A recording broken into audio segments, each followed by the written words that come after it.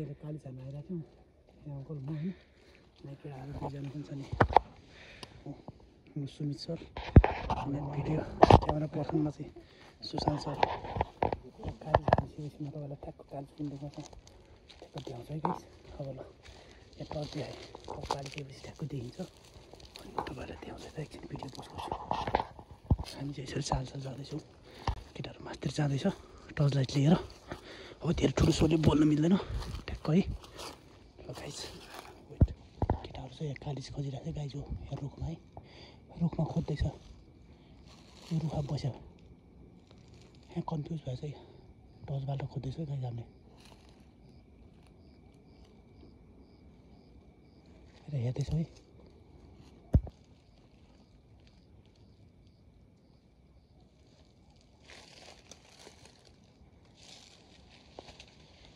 हामी चाहिँ खोज्दैछौँ कालिज खोज्दैछौँ गाइस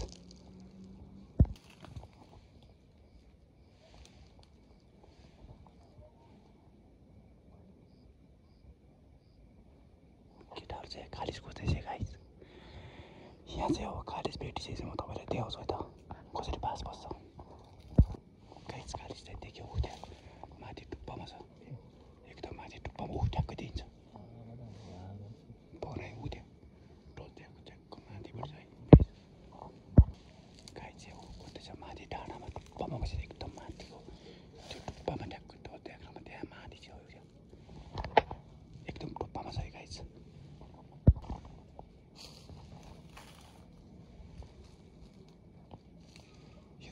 गाइस अहिले देखाउन सकेन काली चाहिँ अहिले माथि छ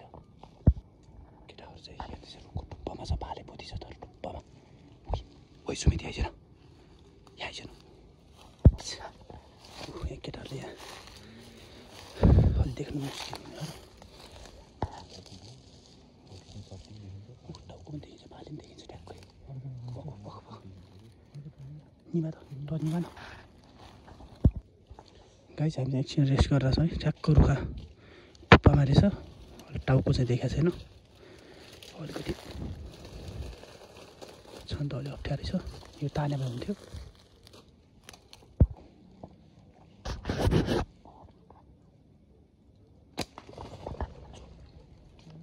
झर्यो जिउमा हाने क्या जिउमा न पोथी छ त्यहाँ पोथी छ त कसरी भागेको चाहिँ जिउमा हाने क्या झन् जिउमा नभन्ने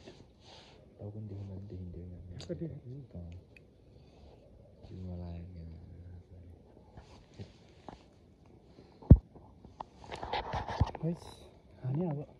सटिकै थियो सटिक लाग्नु पनि त्यो रुखमा ठ्याक्क त्यो रुखमा थियो त्यो रुखको माथिपट्टि ठिक त यहीँबाट ठिक हुने हानेको फ्ल्याट लाएर जिउमा लाग्यो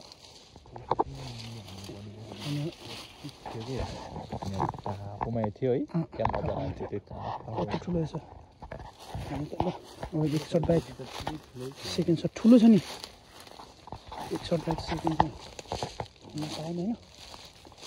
यहाँबाट ठिक धेरै तलबाट भन्दा त धेरै नजिक हो नि हामीले सठिक छ यहाँबाट अझ भन्दा पहिला घुमेर हेर्दै हेर्दैन कि कहिले भन्दैछ टाढा पर्छ नि टाढाबाट ठिक हो कि टाढा परे पनि टाउको सट्टै यताबाट देखिन्थ्यो नि ठ्याक्कै देखिन्थ्यो नि त्यो रुखा यताबाट टाउको ठ्याक्कै देखिन्थ्यो है ठुल्ठुलो रहेछ त्यो तर जिउमा लाग्यो क्या प्ल्याट्टै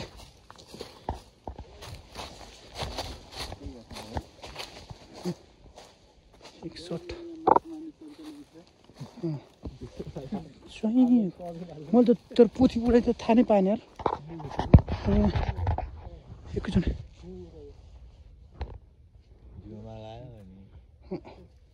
वाट पड्किने जिउ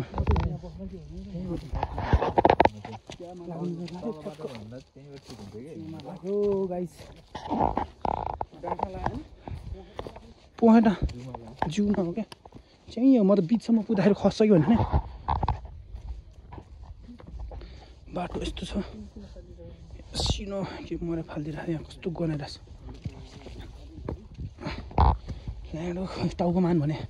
जिउमा पड्काउँछ हँ ठ्याक्क लाएर ए होइन यो भिडियो पनि फेरि यस्तो छ गाइस ल पुरा यहाँ यो के भन्छ यो कत्रो ठुलो रहेछ नि अस्ति मारेको भन्दा त यार घच्ची छ त ठुलो सटिक हानिन्छ भनेर बेरिङ पनि बोकेर आइएको थियो गाइस होइन खतरा ट्याक्क यो बेरिङ पनि गतिले बोकेर आएको थियो राति टच बाल्दै हिँड्दै यसरी चाहिँ लगभग डाँडामा आइपुग्यो करिब करिब झन्डै अब जङ्गलबाट अब हामी चाहिँ माथि उत्रौँ लगभग 15 मिनट जति त हामी हिँडेर आयो होला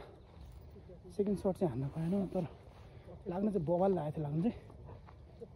अरू जिउमा ठ्याक्क जिउमा लाग्यो क्या ठ्याक्क लाएर ए बेरिङ चाहिँ हो सटिक लाँदै कडाइ छ है हान्ने